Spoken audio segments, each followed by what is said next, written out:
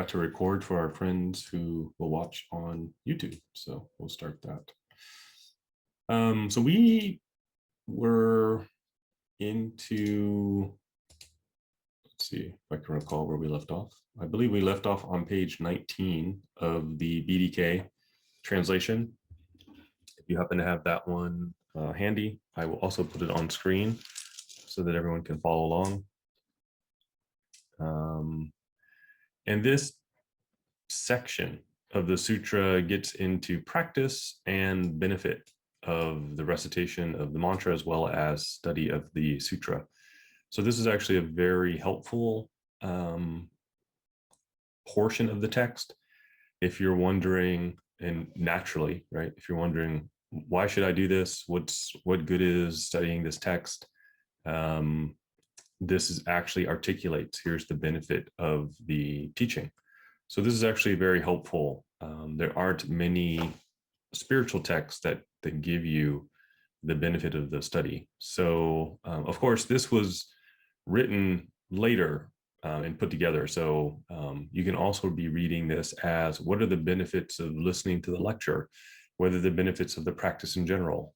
Or if people are saying at the time, what are the benefits of of this practice? Asking the Buddha directly. Why should people engage in this? What are the benefits? So when it's at the time committed to memory and then later written, when they put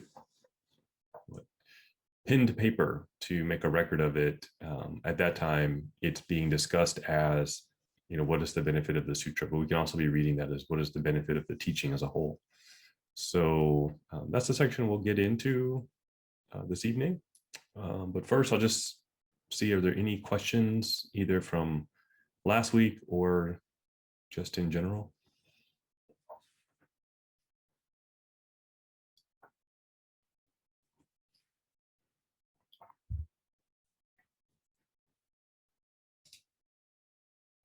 No questions. Okay.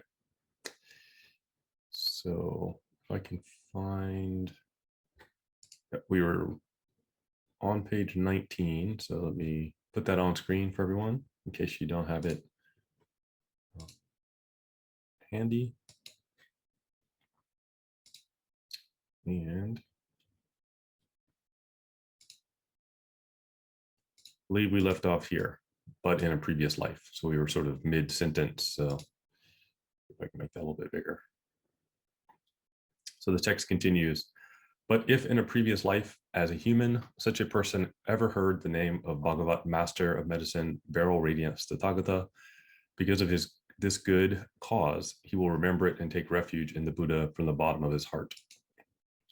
So a couple things I always like to point out. The text itself, there's no gender pronoun in the sutra.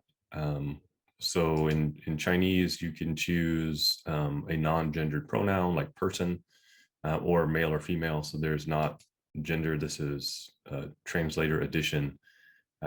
So it can read, for example, if the person remembers it and takes refuge in the Buddha. So having heard the teaching, this is a good opportunity for us to ask the sutra, like, why are we here? What drew us here? Why have we gathered this evening? Why, how many of us are on? 15, 16 people. Why are these 16 people present? The sutra would say is because we have some familiarity with the teaching. There's something in our background that drew us to the teaching.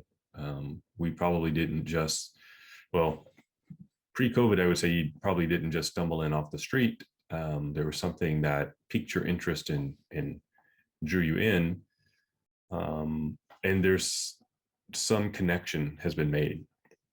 So that could be a past of having offered flowers, incense, having heard mantras. You felt drawn to the temple. You felt drawn to this corner of the internet, or you felt drawn to this teaching specifically. So this is what the teaching is talking about. There are a lot of places in the sutra will actually talk about making a connection with a Buddha Bodhisattva, and this is why. Life can be uncertain. So at the very least, we want to make a connection so we can sort of find our way back. if we're not able to complete the level of practice that we want to in a particular lifetime. That could be for a variety of reasons. We may have every intention to be very diligent students, and there's a natural disaster or war, or we're displaced, something disrupts. So how do we find our way back? So part of the practice here is laying down good roots so you find your way back to the teaching. There are many amazing stories in Buddhist history, ancient and modern, where people have found their way to the teachings from some very unlikely corners of the world. So this is one of the reasons why we do the practice. It's I guess laying breadcrumbs so you can kind of find your way back into the teaching. Let's see, I'll put the sutra back up. We can continue. So it says here, thanks to the Buddha's divine power, he will be delivered from various sufferings. His faculties will be sharp, wise, and learned. He will always seek the excellent dharma and meet virtuous friends. This is a nice aspect of the sutra. Specifically, hearing the teaching, meaning your hearing will be improved. So such a person can hear, meaning their understanding or their conventional wisdom is at a more developed level. So part of us looking into the sutra is, practical benefit study, making us more, our minds more elastic, making things a little bit easier for us to understand in terms of teachings in general, or helping us to be a little bit more, better readers, better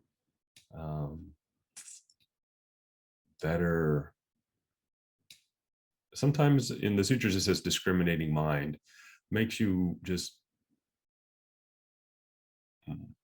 less likely to be tricked, makes you a better critical reader, to the point where it also helps in a listening context, so that if you've heard a teaching and you may not be familiar with it, you'll have some way to begin to learn it. You don't sort of jump to the wrong conclusion at first encountering the teaching. Sorry. The Zoom window resized itself outside my monitor, so I'm having a little trouble here.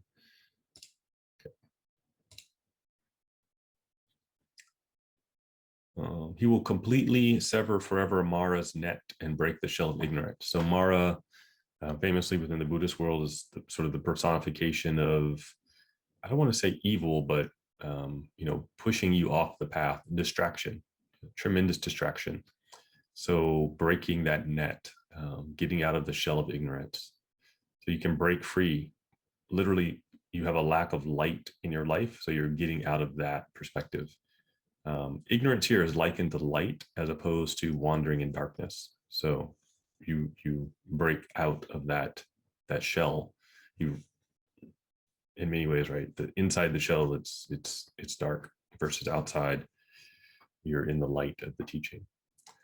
He will dry up the river of defilements and will be delivered from birth, aging, illness, and death, and from misery and distress. So literally severing our various afflictions through the practice of the study of the text. This is classic Buddhist psychology, that how are we able to see through the difficulties in our life? But of course, this is looking at beyond a single lifetime's perspective, right? How do we actually get out of that which brought us here? How do we break the chain so that we're not sort of propelled from lifetime to lifetime without knowing what's coming next? It says, moreover, Manjushri, there may be sentient beings who like to have disagreements with others, who argue with them and make trouble for themselves or others. So this is interesting. We're currently in a time in human history where we have a whole industry of argument. So their entire business models are based on argument. So cable news, argument. I don't have TikTok, but my understanding is maybe half of it are people doing dances and the other half are people arguing with one another.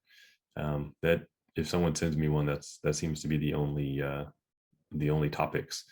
Um, so we generate more quarrels now. There's more outlets for quarreling. Through deeds, words, and thought, they commit increasingly worse acts. So here specifically, it's referencing the 3 karmic actions of body, speech, and mind. So through actions of body, speech, and mind, they proliferate negative karma.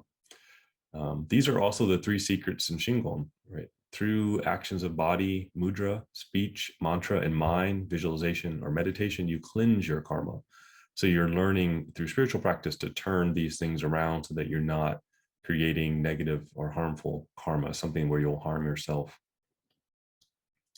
Evolving thus, they constantly act in a harmful way and even plot to kill each other. So of course, it goes from quarreling to the next step, which is often, sadly, the effect of people getting into these arguments. So such plotting and killing here can mean personal, political.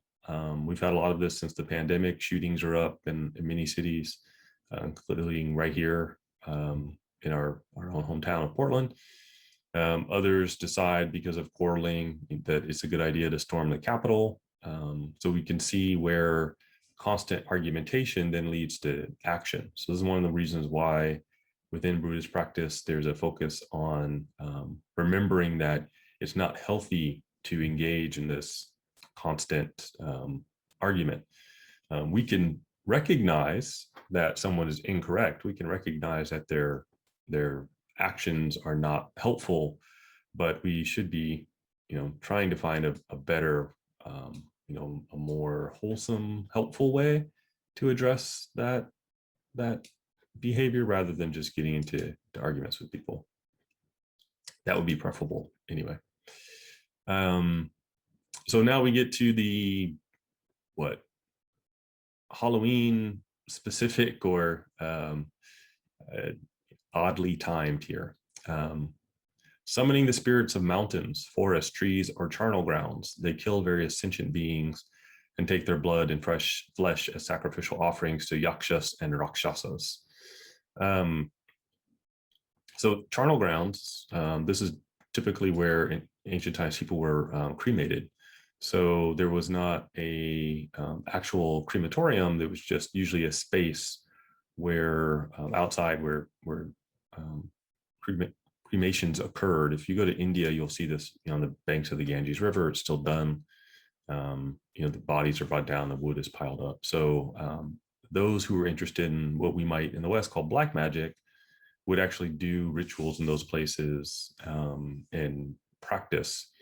And they would practice in a not good way. So here is those who pray to spirits and offer looking for success in their endeavors, generally through less than wholesome means. So that's what this is in reference to. Some have maybe had experience with this, others maybe not. I won't belabor it, but the purpose here is if you've had this experience or you have a concern about that experience, mantra practice, the practice of the sutra, the practices that will be discussed further down in the text are the antidote to those things. Studying the sutra, reciting the mantras, these are defensive practices. The stronger we are, the stronger our minds are, the less likely that anyone engaging in these sort of negative practices would have an effect on us. So that comes to our first fun side topic video of the night. For you Harry Potter fans, this is essentially the defense against the dark arts. Okay, so that was the defense against the dark arts class in the Harry Potter movies. They had several. There are some surprisingly what we can say, similarities between some of the things that are in the fictional world regarding these topics and that you'll actually see in the sutras. So mentioned here are yakshas and rakshasas. They're two classifications of beings that were believed to exist that often fed on the energy of people. And that could be taken as psychic energy, sapping your energy, or flesh and blood. So later on in the sutra, it actually mentions vampires by name, and then gives you the antidote to address that. Some people have concerns with this. If you go to Asia, this is a huge concern for many people. It comes up often. In the West, it's often less of a concern. But I think the reason I want to address it is culturally, people come to the teaching for different reasons. In the West, people are often seeking relaxation, or they approach from a very philosophical standpoint. If you go to Asia, a lot of people, not everyone, but there are groups of people who approach from they have concern about curses. We have a few Shingon temples in Brazil, and that people who are not, Buddhist at all, just people in the community, will often come to the temple looking for antidotes to spells, black magic. So what you see in the sutra are concerns that people have, all manner of concerns, and all of them are trying to be addressed, because the Medicine Buddha Sutra is about addressing whatever needs we have, whatever the source of that illness or whatever the source of that concern that we have is. But historically, this has been one that people have had concerns with. So the text actually continues with some details. I'll put that up in case you don't have it in front of you. They write down the names of their enemies or make figures of them on which they lay curses using black magic. They enchant and cast spells on their enemies and practice evil magic, invoking necromantic demons, vitalas, in order to break their lives and destroy their bodies. So this is the specific reference to vampires. So vitalas, Sanskrit, actually refer to a type of vampire. They can be they can be flesh eating, blood sucking, or energy. So there are different types. There's a whole bunch of versions that are specified in India. Getting rid of curses is sometimes I will say other temples usually refer those things to the Shingon temples to do. So in the Christian world, usually Catholic churches are the ones that do exorcisms. In the Japanese Buddhist world, it's generally the Shingon temples. So one of the questions in the chat are some mudras used for black magic? I'm gonna address that. So mudra and mantra are general categories of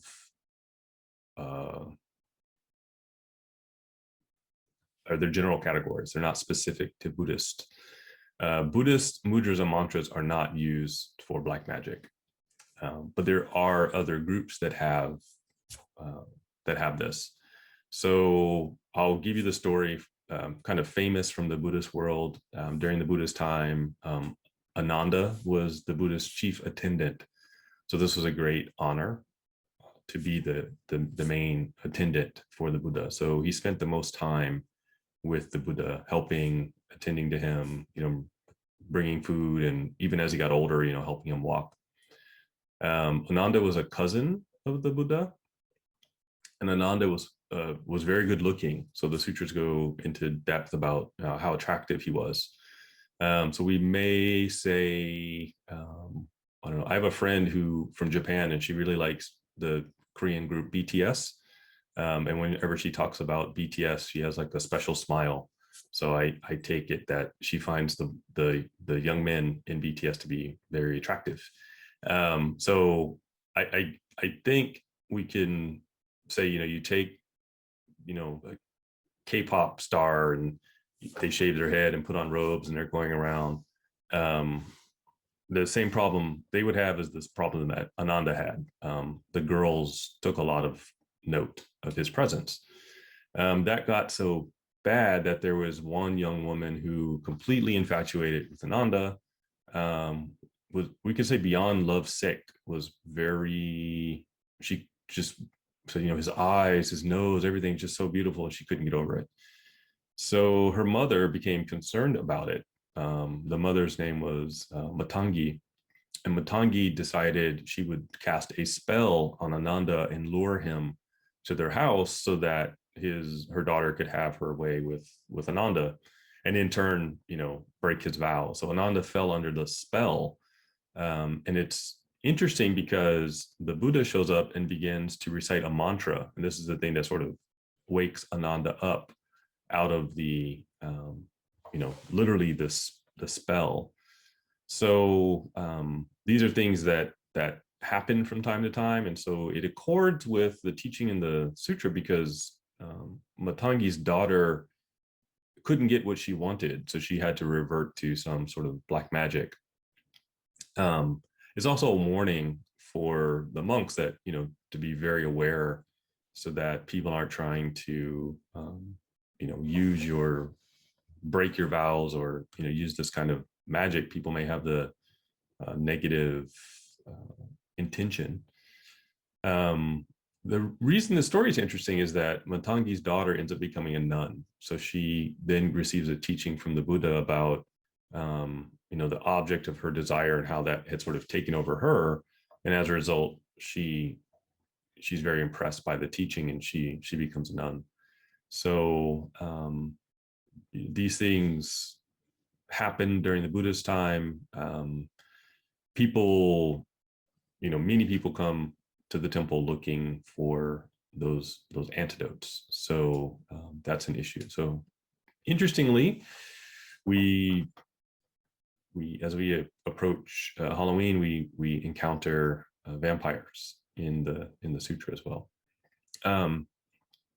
Why do we practice mantras? So mantras are helpful for mental focus. They're helpful to keep the mind strong and stable from outside influence. They are helpful for improving your memory, so retention of knowledge and information. They are helpful for increasing your mind's ability to make connections with information. So through the practice of mantras, you may say, oh, now I see the connection between these things, right? So your conceptual connections. We have a lot of, I guess, there are apps for these, improve your memory kind of apps you can download or services you can buy. I prefer the ancient way, so I just stick to mantras, but someone else will, make more money than me by coming up with an app, so that's fine.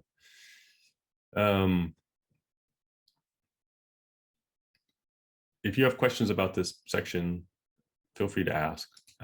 There's more about this in the sutra, so I'll keep going. As such beings, if they are able to hear the name of medicine master, of master of medicine, Beryl Radiance Tathagata, all their evil actions will be unable to harm others. They will turn their thoughts and produce a mind of compassion. So here's a really important part. The sutra, it is not I'm rubber and you're glue, whatever evil spell you send at me bounces and sticks to you or something.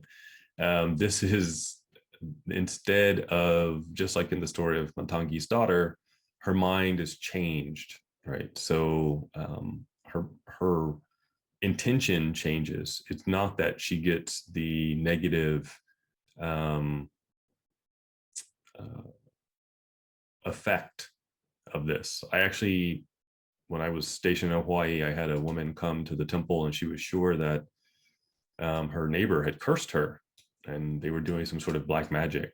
And so she wanted, the temple to pray for her, which was fine. But after coming a few times, she goes, I really want, them to suffer, so I want to send a curse to them. So I had to explain that's not That's not what we do. We wouldn't want to do that. That you won't find that in the sutra either. So oftentimes, if we read religious literature, it's very violent. Sadly, you're not seeing any violence here. What you're seeing is the teaching saying their minds will turn, right? They will cease doing what they're doing. Something will, come over them where they recognize this is not a helpful thing to be engaged in. So that's the antidote. It's not a revenge plot of any sort. It's always compassion. They're changing their minds. I guess a little bit unlike Harry Potter, there's no there's no offensive capability here. It's strictly defenses. So another way to read the sutra is that if you are engaged in studying the sutra, those who would be an enemy towards you would have a change of heart, right? They will cease that activity. So it nullifies the effect of those actions. It doesn't redirect it. So it's an antidote to a poison. It's not sending poison back on anyone. There's a practitioner in Tibetan Buddhist tradition that Milarepa, some of you may be familiar with Milarepa. Milarepa was involved with black magic initially, and then through practice in Buddhism, became a great practitioner and meditator. But early on, he engaged in these kind of negative practices. The same is true for if you read like the Nihongi, the record of Japan's earliest tradition. It actually chronicles some of those people in Japan who were involved in black magic. So the thinking in Japanese history is that there was early, introduced probably from Korea, Taoist magical practices, and people were using those in sort of a negative way. So one of the questions in the chat is, would you agree that mantras are like spells or incantations, the difference being that they are backed by enlightened power rather than worldly power or negative motivations like black magic? You will often see, I will say yes and no. You will often see mantra translated as spell. That is a very bad translation. Mantra, actually man is mind, tra is training. So it's a method of training the mind, is not a spell. However, again, mantras are a classification of verbal formula. Hinduism has mantras. Other religions have mantras. Christianity has mantras. They are used differently and with different intention, and they have different sources. So Buddhist mantras are a verbal formulation that encapsulates the Buddhist teaching or encapsulates the vows of a Buddha or Bodhisattva or the vow of a protector or something similar. That is not the case with all mantras. So another way of looking at a mantra could be like a slogan. The Red Cross has a slogan. Beneficial nonprofits have slogans. Hate groups also have slogans. So it's a very broad category. So speaking specifically about Buddhist mantras, there aren't any cursing mantras or anything of that nature. There often are practices which are mistaken for that because they are tantric practices and they are meant to be directed inwardly at your demons, your own demons. They are meant to be crushing, defeating those obstacles to enlightenment. Those are not external, those are internal. But if you pick up the manual and read it without the oral transmission, you may think, oh, this is for me to curse someone. There are many stories about people misunderstanding the purpose of that and getting themselves into trouble. So that's not what we do. So that's why I say yes and no. you can make a comparison, but personally, I don't like, it shows up a lot in scholarly articles where they will translate mantra as spell. And I think, especially in English, it gives really the wrong connotation, because we don't have, say, if you say spell, and I tell you that amen in Christianity is a spell, that probably would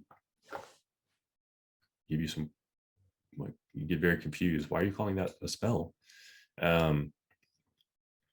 In Judaism and Islam, they don't actually use the name of God, and it's not spoken.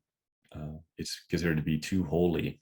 So, it is, for some people, known but not spoken. So the use of language for religious and spiritual reflection exists in many traditions,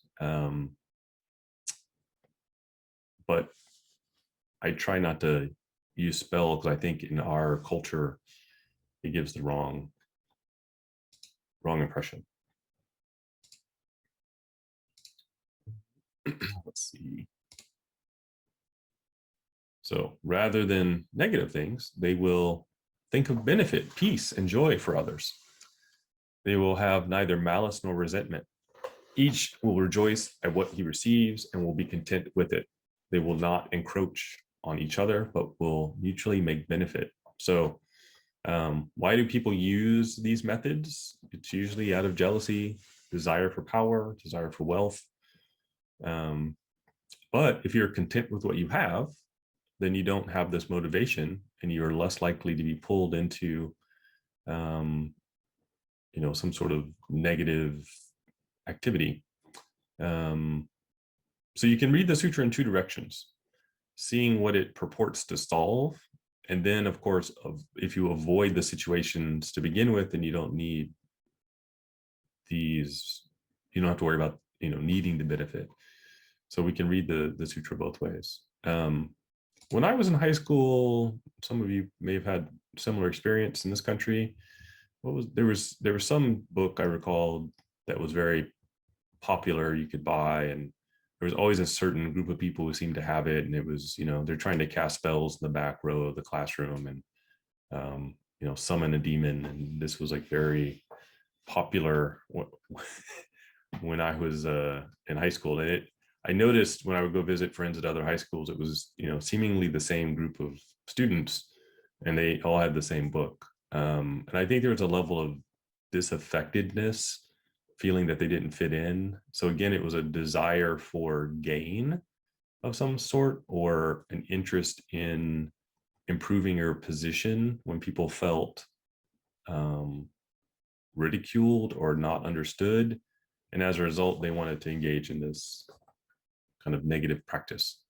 So the more we cultivate contentment with what we have, and then we don't get ourselves into trouble by being pulled towards these practices. What was it? The Necronomicon or something like that. There's always a certain group of folks that had that. Yeah. Yeah. I never read it, but I asked once, and I had a classmate who was, very open. He was planning on summoning a demon, and I was like, maybe that's not a good idea. Rent a movie and get some pizza like the rest of us this weekend or something. But I could see now, thinking back, it was this disaffected. The people who were more generally happy were not interested in the text. So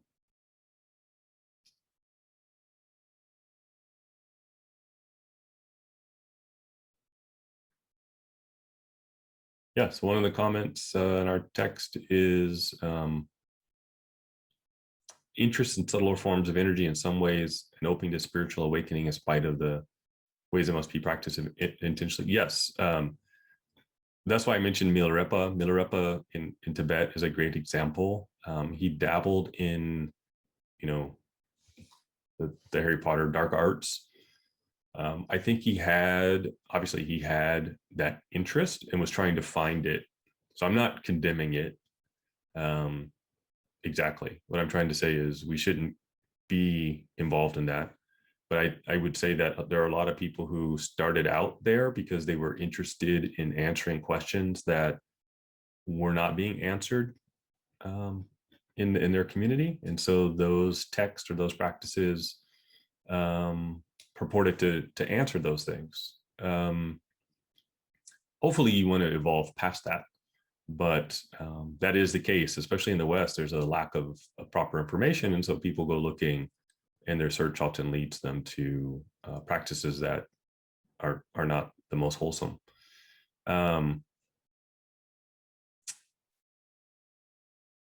In Japanese Buddhism, that's the case. Some early spiritual practitioners got involved in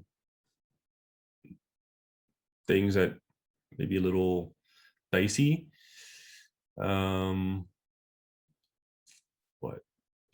What are some other examples? At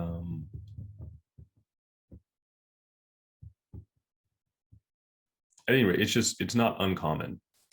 It is not at all uncommon. So one of the benefits here, though, is we are hoping we're going to find our way towards something better. But I think with any spiritual practice, we need to analyze our motivation.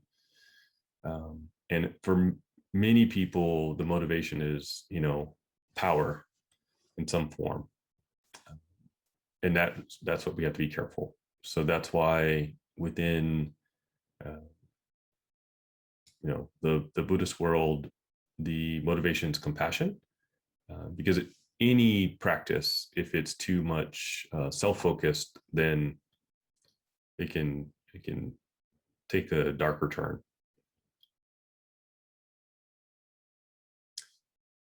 And yes, Milarepa did a lot of work to overcome, right? You can't erase your karma, you have to transform it in some way. So for those people who engaged in those practices, undoing it has to be much on their mind also. So there are practices to undo.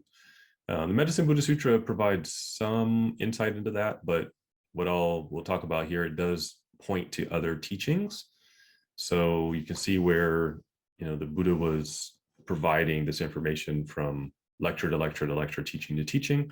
So there are, if you find yourself in that situation, then do these things. Let's see.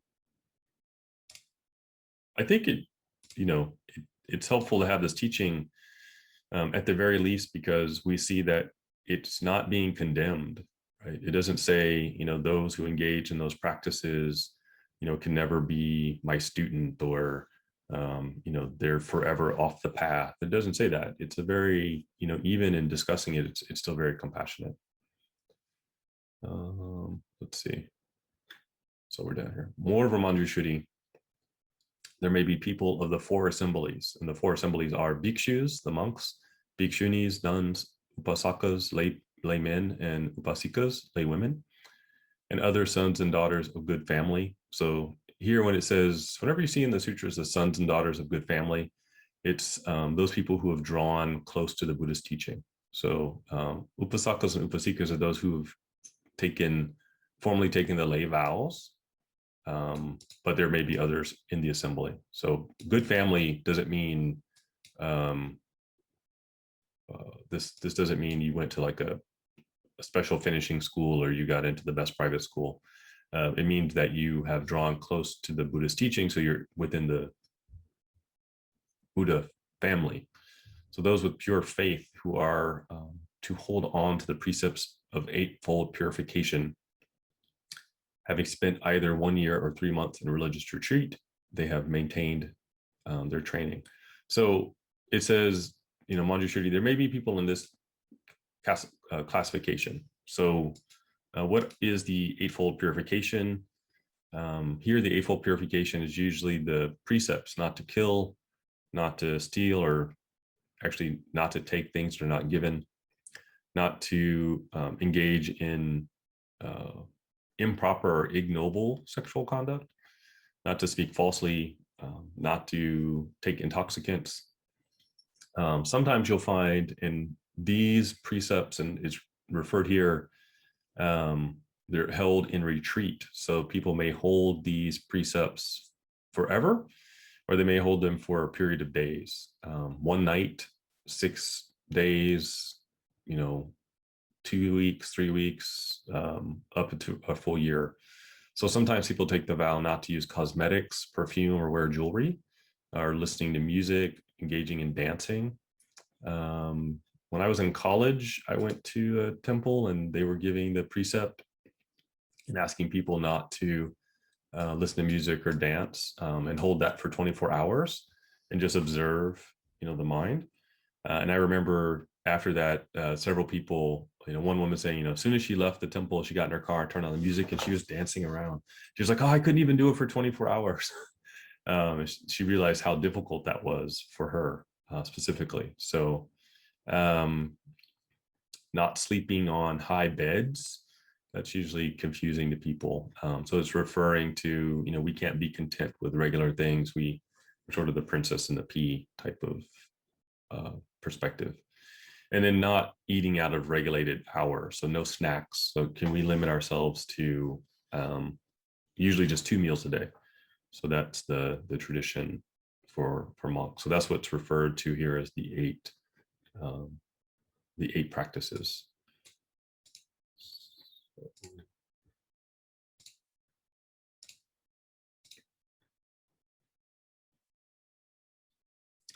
So by these roots of good, they vow to be reborn in the joyous realm of the West, Sukhavati. So this is Amitabha's Pure Land, the land of Amitabha's Buddha. So here you see the text specifically referencing another text. So this is sort of the inner coherency of the Buddhist teaching.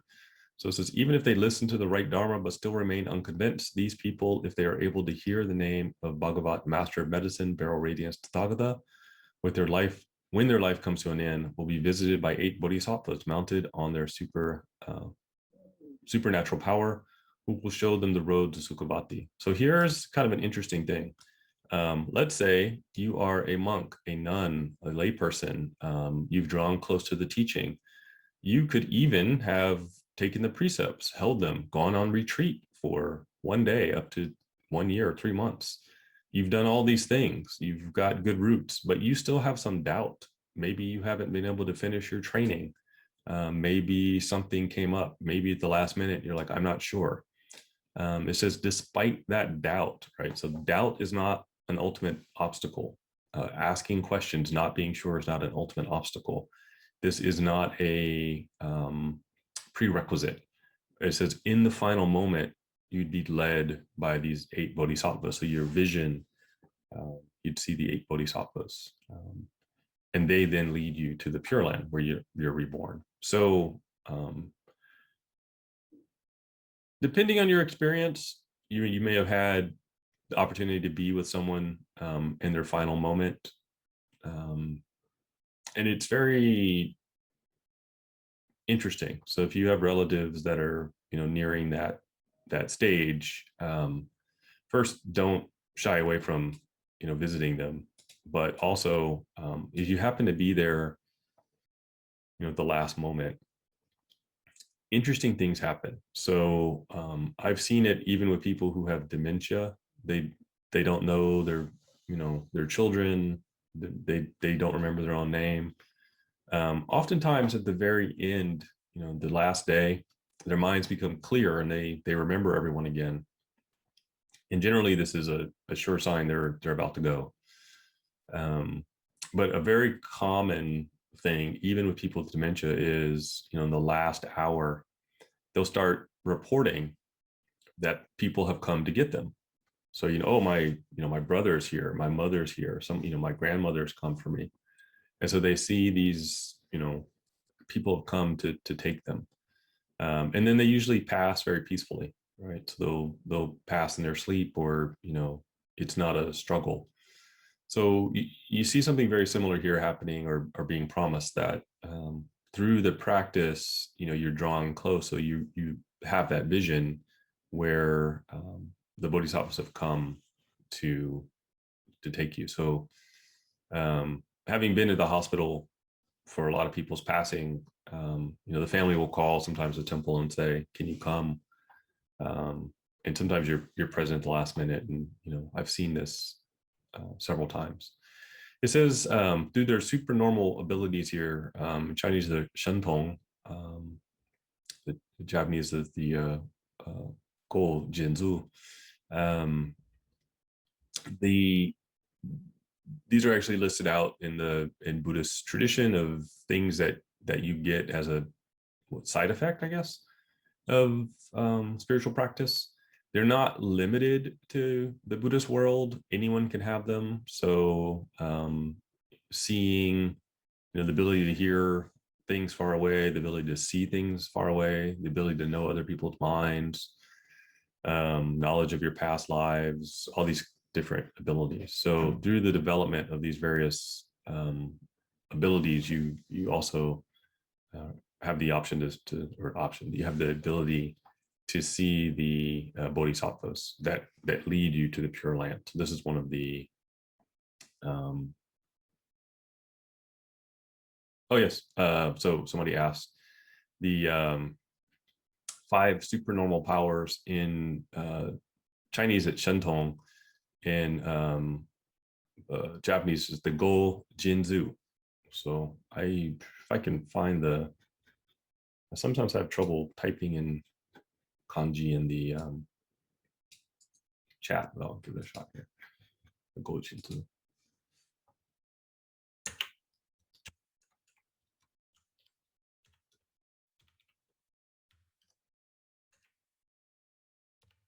That's it. Yeah.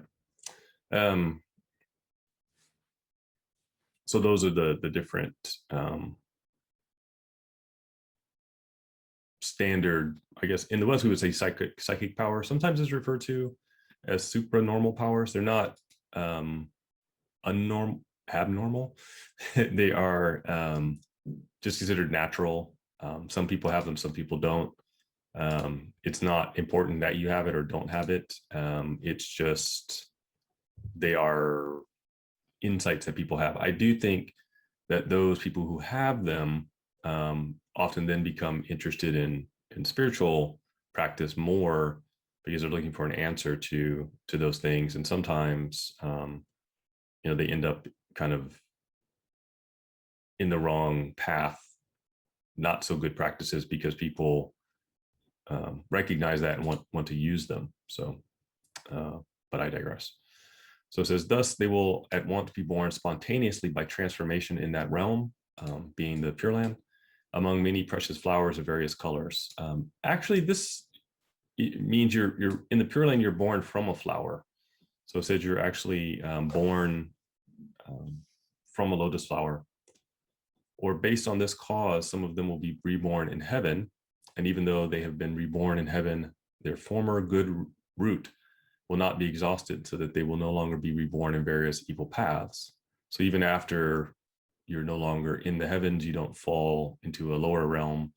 So when their lifetime in the heaven comes to an end, they will be born among humans as a wheel-turning king. So you'll probably be CEO of some big company now, or president, governing the 4 continents with almighty majesty, establishing innumerable hundreds of thousands of sentient beings in the path of the 10 good deeds. Or some will be reborn or be born in the family of a Kshatriya or Brahmin, or in the family of a great householder who possesses great wealth in a storehouse that is always full. Their form will be beautiful. They will have a great retinue. They will be intelligent and wise, brave and intrepid, like the great hero warrior. So here you get all the benefits. There's something that's very interesting about this. If you look at, if the sutra is saying, if your resolve isn't strong, if you have some doubt about the teaching, no matter who you are, right? You've been practicing, no matter how long you've practiced, if your mind wavers, you've already planted the good roots so that you're not going to fall into a lower realm. You'll either be reborn in the Pure Land, Amita's Pure Land, the Medicine Buddha's Pure Land. If your resolve is weaker, but you still have good roots, you'll be reborn in the heavenly realms. after that, you are reborn into the human realm. And what you're seeing here is a list of, based on your resolve and the strength of that resolve, you're guaranteed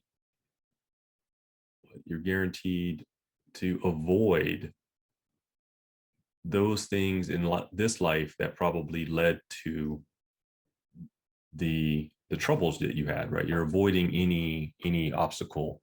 You're being born into a realm where you can do practice, where practice is easier. So of course, then, right, what is easier? What kind of life is easier? Again, we have a recognition that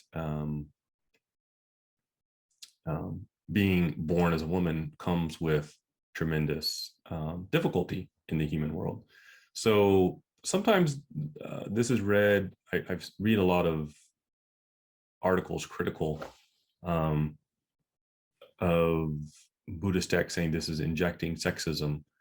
Um, Actually, it's, if you read this in context, these are all of the things, in order, right?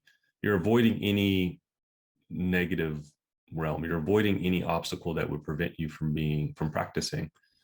And it's still a fact in our human realm that, oftentimes families are not too excited about their daughters leaving and seeking what they want, or don't always give women all of the options that they give men.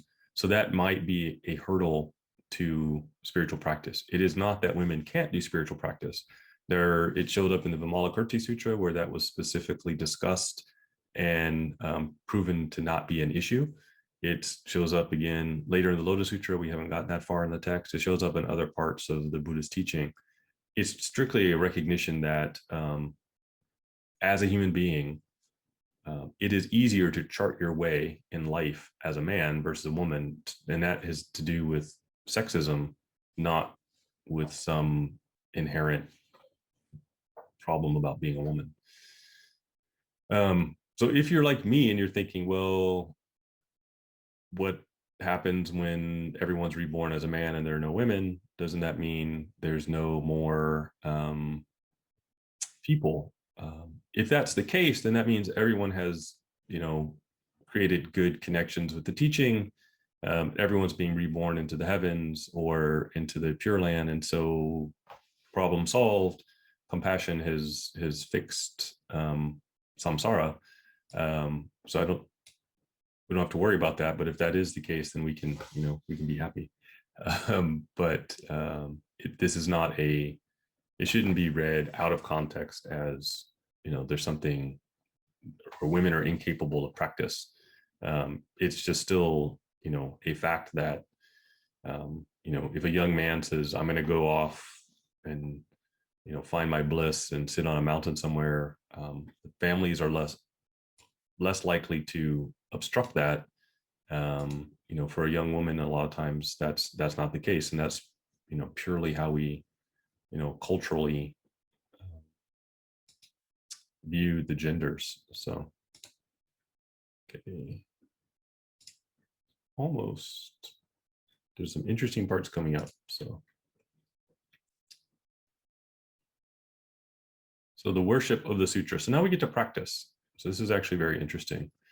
You get to, what should you do? So at that moment, the youth Manjushri. So remember, a couple of weeks ago, I went over Manjushri's form. So he always shows up as a young, he's always depicted as a young man. So usually 15 or 16. At that moment, the youth Manjushri said to the Buddha, "O Bhagavat, I want to make a vow. In the age when the semblance dharma appears, by various skillful means, may I cause the sons and daughters of good family with pure faith to hear the name of the Bhagavat, master medicine, beryl radiance, Tathagata." So the Buddha has said that in the future, there will be an era called the semblance dharma. So this comes up. This era is understood as a time when there's not real teaching. It just looks like there's teaching. So the teachings resemble the Dharma, and that's what's taught, but there's not actually the Dharma being taught. Throughout human history, in the Buddhist world. People have tried to guess when that might be. So there are different theories about the actual time. However, that idea really took hold in Japan in the 1100s, especially when they entered a period of a lot of civil war and upheaval. And of course, being in a very isolated island nation, uh, people thought, it's never been this bad. How do we get out of this? This is the end of this is the dharma ending age, or the semblance dharma. And so as a result, the Pure Land schools got very popular because a lot of the monks were saying, and understandably so, right? You try to do practice and your monastery is destroyed. You go back to your hometown, and the military comes in and destroys everything. So you can't do any practice. So they said the country, the time wasn't right. So the only practice you could do was reciting Amida's name and achieving rebirth in the Pure Land. So for that reason, Pure Land practice became very popular, and a lot of Buddhism in Japan was sort of restructured around that idea. So even if a school didn't have that perspective, they had to respond to the sort of popular wave of thinking that was the age that people were in. So that semblance dharma kind of has an outsized impact on Buddhist schools in Japan.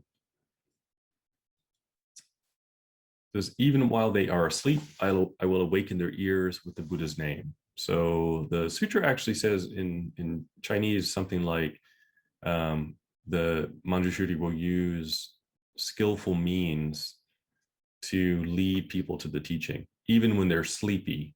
So you could read that as sleeping or sleepy. So even if we're sort of in a stupor, that would be one way to think about it. So various skillful means are used. O Bhagavat, if there are sentient beings who hold the sutra and recite it or explain its teaching and expound on it. So what does it mean to hold the sutra? So specifically, if we memorize it, recite it, explain it, provide elucidation, teach it to others, right? If they copy it themselves or cause others to copy it, they respect and revere it. They should worship the sutra with various flowers, fragrances, perfumed unguents, perfumed incense, burning incense, flower garlands, precious necklaces, banners, canopies, and music. So here you get a list of things to do, right? How should you engage with the sutra? So copying it, causing others to copy it. So, maybe go to Kinko's and force the people working there to make photocopies. Is that what it means? No, you offer opportunities for people to copy it. So if you come to the temple, there are a lot of temples in Japan where you can go and you can copy the sutra, and it's a meditative exercise, generally the Heart Sutra. So people would copy it with, traditionally brush and ink, and they would do it in kanji. A lot of people have problems with kanji, so you can now actually go to the temple and actually copy it in kana. So just copying it. For myself, when I was younger, high school, college age, I got a copy of the sutra. I said, you should copy it. I said, okay. So I copied it. So, copying by hand is a practice. Is a good way to engage with the text. It slows you down. You think about the text differently. In the old days, this is the only way texts were disseminated, right? You had to physically hand copy. Now we can just email it to one another. So we have digital copies everywhere. But if you actually take the time to write it out, it's a very different perspective. So it's a different type of study. How do you study for anything, right? If you study for an exam, maybe you copy your notes. So the same idea. Offering of fragrance is one. So incense, here it's mentioned both incense that's burned and incense that is used for rubbing.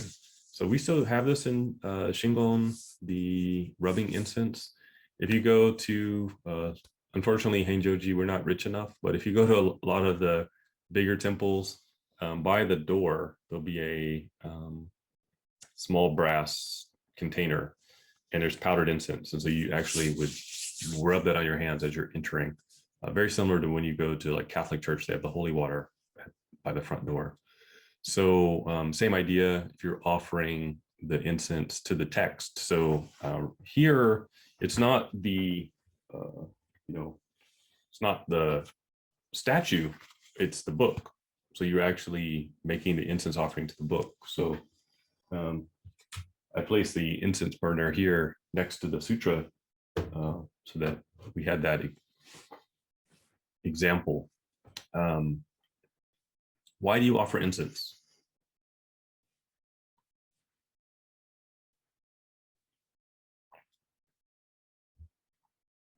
Books like smoke. Is that why? We offer incense in Buddhism to purify the space. So you're making the space, it's a purification of scent. So maybe the space you're in is not so fragrant. Maybe you burned the toast this morning and it's sort of lingering in the air. So the space isn't conducive to reflection. So you're purifying the space. You're offering scent to the Buddhas, Bodhisattvas, and protectors of the Dharma. So that's a offering. Scent has a very powerful connection to memory, more than any of the other senses. So by associating incense with practice, it helps you recall the teaching. It's also cultivating or creating an environment where you can focus your mind and hold the precepts. So the scent of the place with incense tends to encourage you to hold the precepts.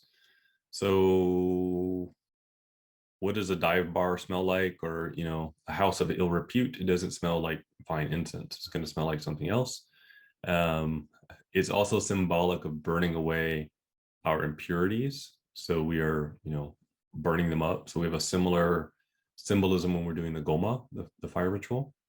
One of the in the comments, one of the comments is it's cultivating the mind and generating merit. That's very true, right?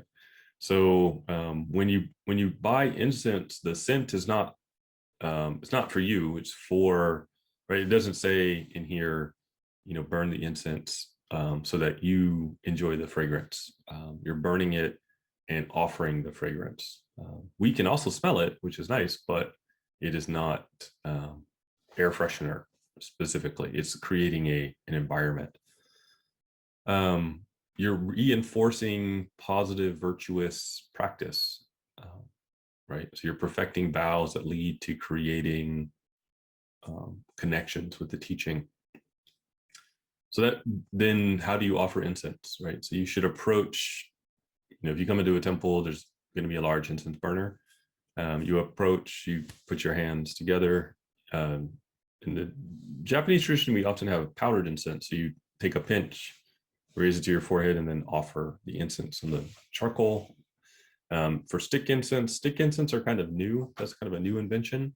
But the same thing, you usually take 3 incense, the Buddha, Dharma, and Sangha, and then you light those and offer those, right? So you personally are offering the incense to the teaching. So if you read the sutra here, you don't, what comes first? It doesn't say offer it to an image of the medicine Buddha. It says offer to the sutra. It also says offering of flower garlands. So you can go collect flowers and string them together. You actually offer a garland. You're offering it to the Buddha, specifically here to the text, perhaps even after you've copied it.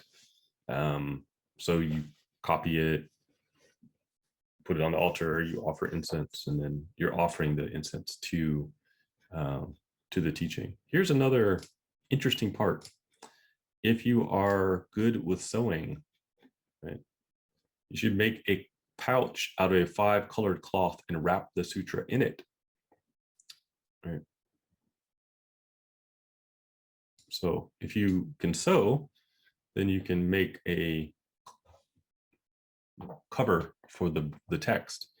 This is a 5-colored cloth. So of course, what are the 5 colors? They're usually the primary colors. So black, yellow, red, white, blue. So that would be your, making this cover. So here we have our, let's see, show and tell. So years ago, oh yeah, almost 10 years ago now, I did the Shikoku pilgrimage with a group from Hawaii. And on the pilgrimage, there is a bridge. And part of the pilgrimage story is that very similar to Joseph and Mary not being able to find room in the inn, Kukai could not find a place to sleep one evening. So he slept under a bridge. So that bridge used to be a wood bridge, very, very, very old. So it was reconstructed by the province, and it's now a modern concrete bridge that can carry traffic. But they recreated or maintained the shrine that was underneath the bridge. So part of the pilgrimage, you actually go underneath the bridge, and there's a statue of Kobodaishi sleeping. So many people make a blanket for Kobodaishi. So you see they offer pillows and they offer blankets. And this is one of the members at the temple in Hawaii had created this quilt and asked us to take it on the pilgrimage because she could not come on the pilgrimage. And so we stopped specifically at this location to offer the quilt to Kobodaishi. So you can see this is the stairs coming down. So you come down off the street and then you're under the bridge. So we're under here and traffic is going by on top. So this is the quilt she made that we offered. And you can, I don't know if anybody does quilting, but you can see it's not just simple. She took a lot of time in making it. So here's where spiritual practice, becomes sort of weeks long practice to create the quilt here that gets offered. So we carried this on a pilgrimage route and then offered it. Then we did the prayer underneath. So you can see everyone now is offered incense. I think I have a picture before. Yeah, see here's no incense. So we did the offering first, then everyone offered incense, then we prayed.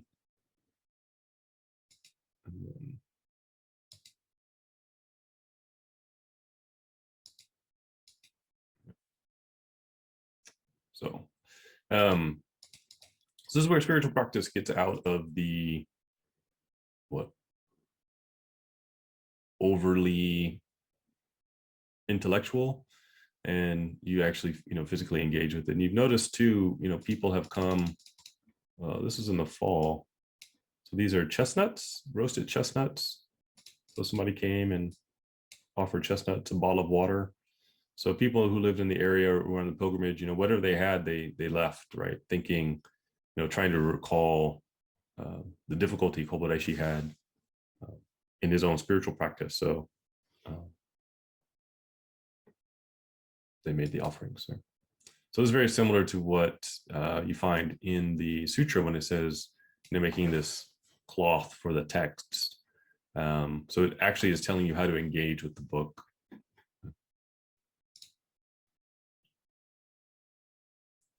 Let's see. Gives you other practices. You should clean up the site, sweeping and sprinkling water, and set up a high place where they will place the sutra with care. So where do you put the text? Please do not put the sutra on the floor. Do not put it on a dirty place. You should put it on a high shelf. If you've made the cloth, you can wrap it. You should clean the space where you're going to read it. Don't have it at the dining table while you're eating. You should put it in a respectful place. I would say, we can update this as true of a digital copy. So, what's on your computer, maybe put it in a folder separate from something that's not the same, topics, keep it separate, or clear your screen of unwholesome things when you're reading the text. So it's how our mind is focused when we're reading. So this is the actual practice. At that time, the 4 great Deva kings with their retinue, an innumerable hundred of thousands of hosts of Devas will come to the site to worship and protect it. So why are we offering incense? Why are we, treating it with such respect? The sutra is telling us that the protectors of the Dharma will come and worship the sutra as you're studying. So you're summoning the spiritual presence of these heavenly beings when you're doing the practice. Well, Bhagavad, at places where the sutra treasure becomes widespread, there are people who hold on to it because of the merit of the former vows of this Bhagavat master of medicine, Beryl Radiance Tathagata. Because they heard his name, there will no longer be any untimely death in those places. So this is another benefit that the sutra says, that there won't be any untimely death. Untimely death is usually anything that cuts off your lifespan before the natural, if you're meant to live to be 102, some sort of freak accident, this is helping you to avoid those accidents. So anything that would get in the way of your normal lifespan, the sutra says this is one of the benefits of the practice. It says, nor will there be any evil demons and spirits that steal the vital energy of people. So we get back into our Halloween theme. The sutra says it calls out a particular type of ghost or demon, and it's a devout one that eats energy. So Sanskrit is the ojahara. There's a couple ways to interpret this. It's something that steals energy or devours energy. Sometimes it says takes our energy so that we become sick.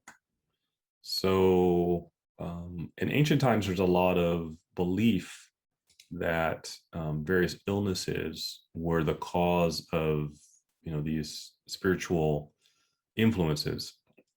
So things that rob you of your energy and then cause you to become sick. They are sometimes you'll see the same. We'll eventually get to it in Lotus Sutra, but the same type of being shows up in the Lotus Sutra as things that take the energy of all, anything that's devouring energy. What's interesting though is that within the Buddhist teaching, you will also see certain practices or tendencies of people likened to this demon. So you can also think of it as what steals our energy, what steals our resolve or our intent, what distracts us to such a degree that we can't accomplish the things we want, right? So if we find, I'm going to pick on TikTok. If we find we're on TikTok all the time, we're like, oh, I don't have any time to do the thing I intended to do today. Or, I would say there's probably many TV shows that fall into this category. Video games fall into this category.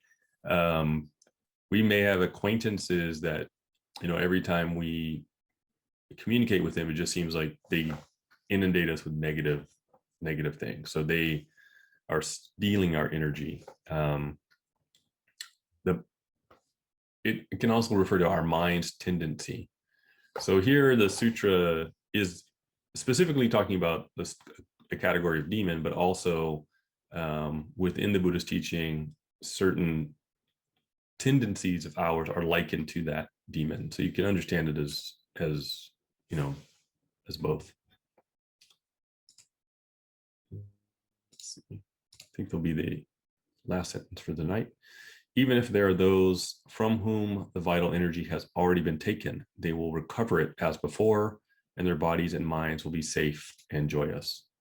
Right? So through the study of the teaching, you get that energy back. I actually do know someone who had this experience. They were very ill. They had received sort of a nearly terminal diagnosis, and they really turned their life around, and then they recovered. Should not have recovered physically, but how we place our mind, how we focus our mind and intention, these things matter with regard to our health. So you could read the sutra specific to its words. You can also read it more broadly. But I think, again, if you look at the original vows, there are vows there related to mental health and what kind of things steal our energy to the point where our health is impacted.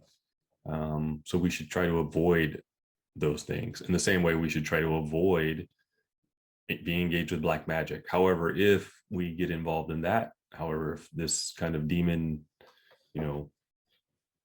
is around us, or if we are, just so scatterbrained that we feel like we can't get anything done, then the recitation of the sutra, creating, the cloth to cover it, engaging in those practices can help us really get out of that, that funk. If you're copying the sutra, it will change your mind. If you are studying it, if you are trying to discuss it with others, this will, it changes your focus and your energy. So on the one hand, we might read it and say, oh, this sounds very superstitious. But if we really back up and read it, multi-layered, it's incredibly good advice. There are a ton of self-help books that are giving the same advice. This is just more ancient. So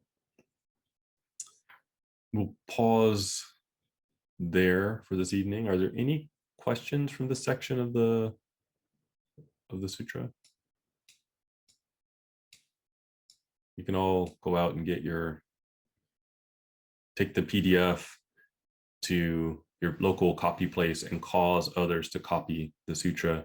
And then you can go to the fabric store and create the cloth and cover them, and then offer incense, right? So this is an actual practice. So the reason I wanted to show you the quilt is it's not just words in an old book. These, there are people still doing these practices. You can also buy ready-made sutra cloths. I think in Tibetan they're called the pecha. So there are like a lot of Tibetan stores that sell them, but better if you make your own if you can.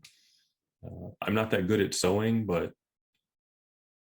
as a teenager, I sewed my first meditation cushion.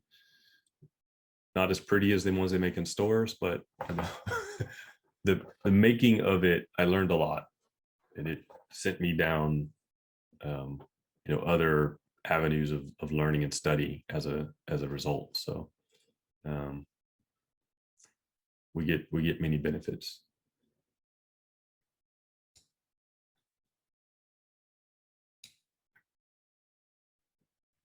Any questions?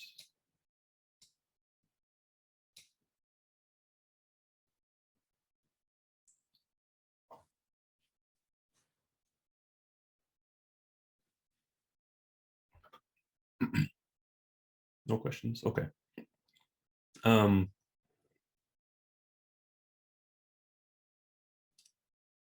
think we probably only have time for the mantra practice. There's more here with regard to practices. The one that was also mentioned here was making of banners. So I don't think they show up in the photos I had for the, oh, actually they do. Here you can.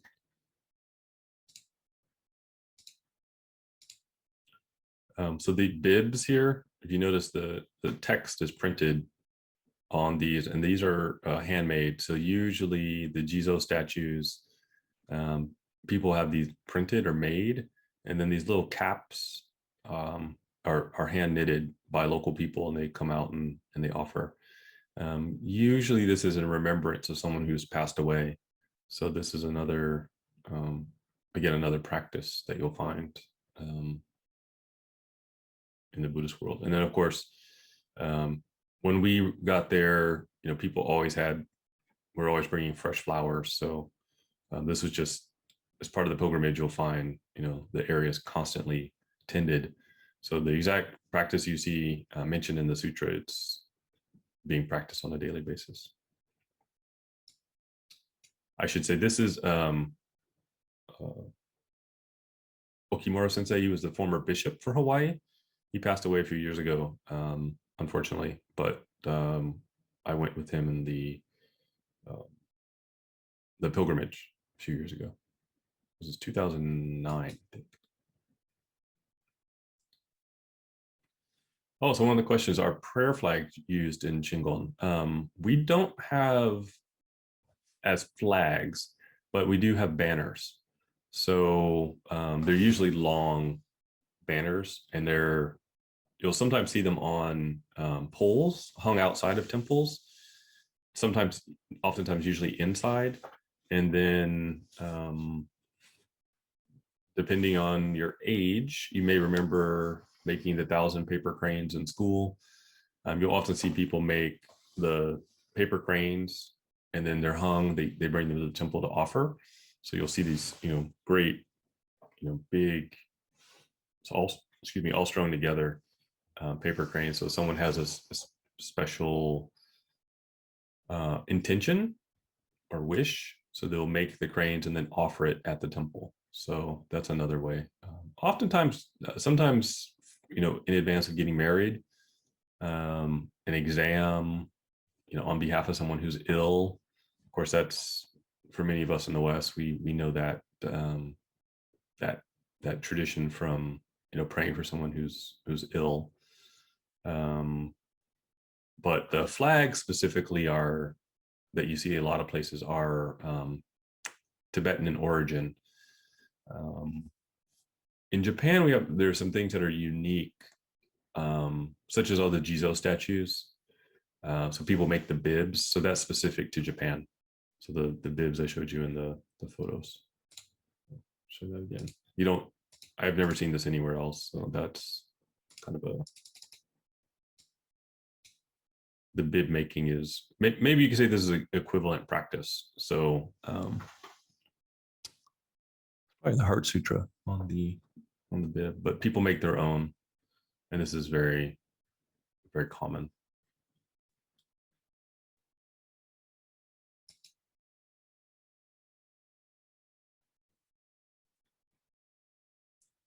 Okay. We'll do the closing prayers.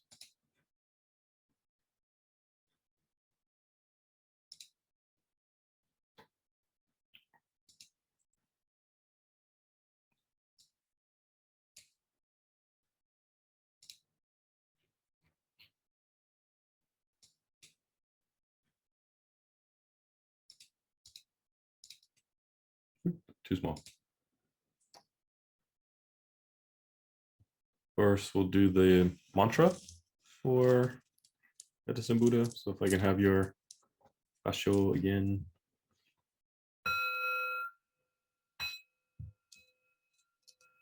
On koro koro sendari matogi sawaka. On koro koro sendari matogi sawaka.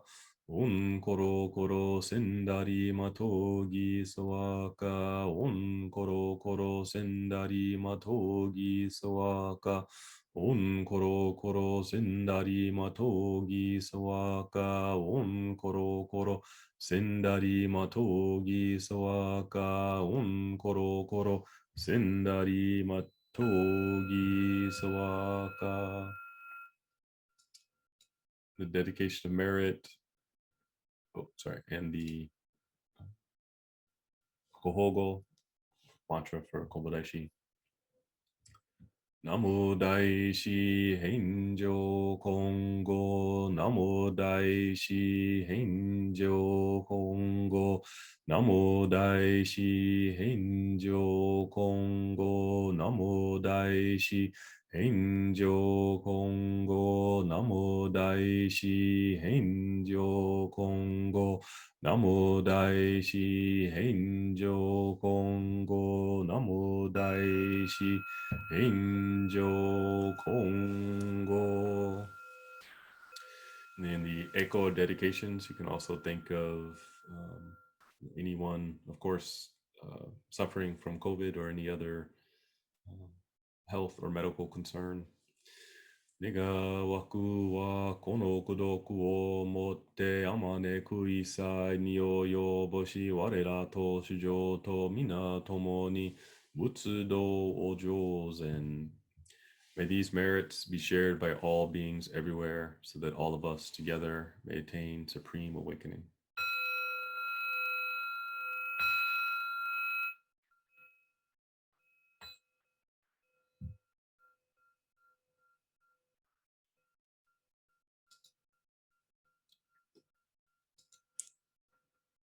So thank you, everyone. One announcement.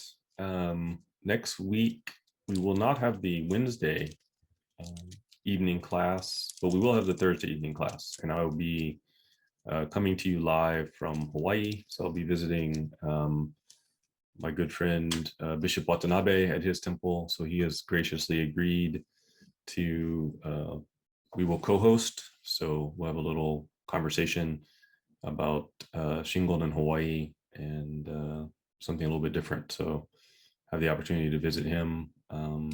So we'll all have a chance to hear his perspective on things also. Hopefully he'll be nice enough to take some questions also. So that will be next week. Same time and everything. That'll be 3-hour time difference. So if you see daylight for both of us, you'll know why. Thank you, everyone. Thank you for joining us this evening. Please practice. Keep in mind that practice is many forms. The sutra gives us many options of how to do that, how to bring our interests, skills, and intention to practice differently. It's not one monolithic thing. It is many things and many forms. So thank you. Have a good evening. Take care.